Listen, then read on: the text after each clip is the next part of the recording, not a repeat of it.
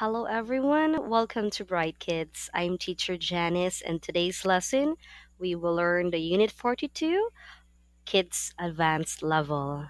Let's begin. In this lesson, we will learn collocations related to distance and size. Let's learn the collocations. The first one is considerable distance. Considerable distance, it means rather large or great in size, distance, extent, etc., and it costs a considerable amount.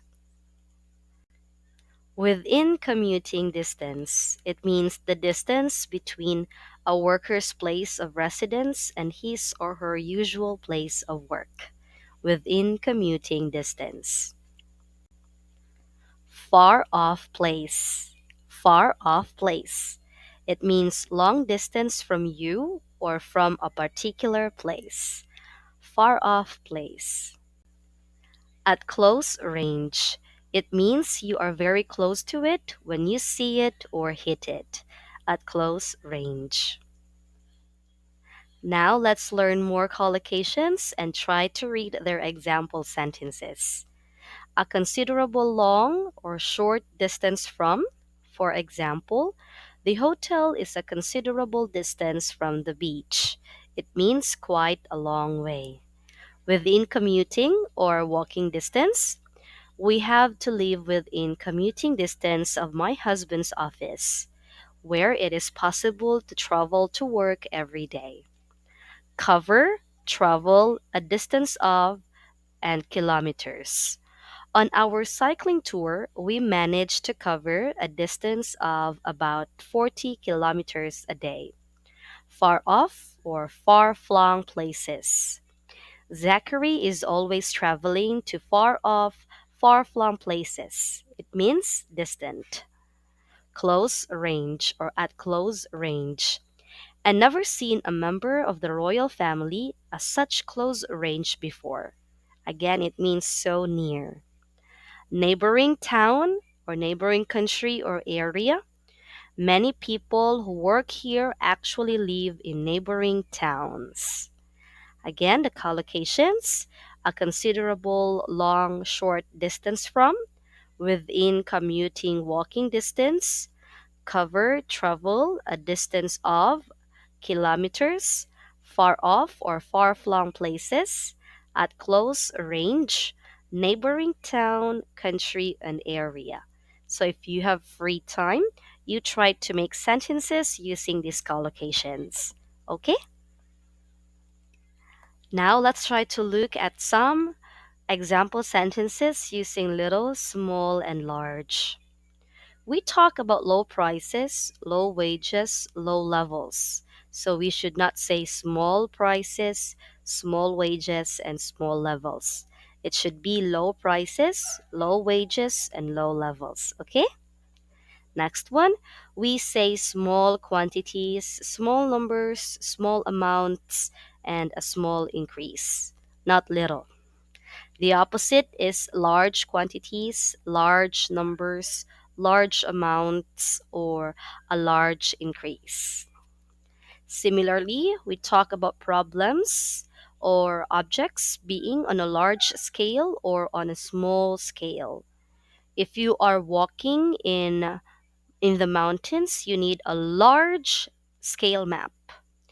The UK has similar problems to the USA but on a smaller scale. So always remember, in informal spoken English, we often use little after another adjective to make it sound more friendly. For example, poor little Joe, dear little dog, nice little room. So little here can also mean young, little brother. It's informal term, younger brother or not small brother, okay? Okay, the opposite is big brother. So sometimes little or small suggests that something is not very important. For example, little problem. I've got a lot of little things to do to make someone look small. to make small talk and talk socially about unimportant subjects. So you take down notes of this, okay? All right, so let's move on to the next one. Now, here, these are some other size collocations. We can talk about fat books and slim books, as well as fat people and slim people. So, only people, not books, can be plump or skinny or painfully thin, okay? So, we cannot say painfully thin books or skinny books. So, we can only use plump and skinny or painfully thin to people. We use a great deal of, not large or big in contexts like this. So I will read. She should be able to help you because she has a great deal of time or a great deal of money, a great deal of energy, and a great deal of enthusiasm. Major and minor often collocate with words relating to problems or points in an argument. For example, major or minor difference, major minor change, major minor effect, major minor difficulty, major minor point, major minor issues, and major minor factor. Now, here these are some common mistakes. So let's try to look. So take care with the different collocations that go with tall and high. We talk about tall people, tall trees, tall buildings, but high mountains, high prices, high interest rates, high hills, high tide, high jump. So you see the difference, right? So make a note of any collocations with tall or high as you notice them. Okay?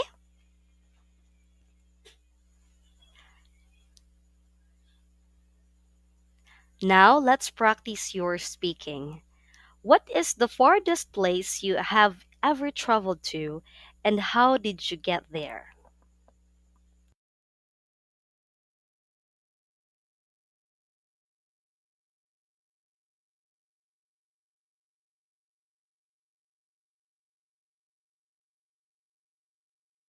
Okay, thank you.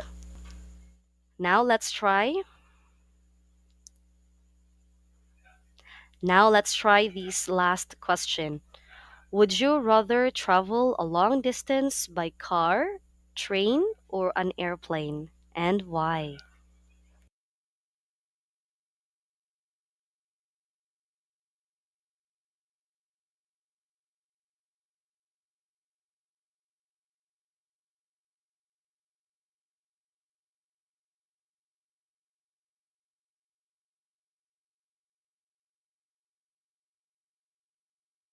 Okay, thank you so much.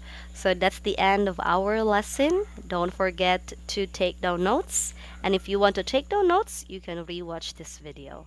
Again, I'm teacher Janice, and I hope to see you here in Bright Kids. Goodbye.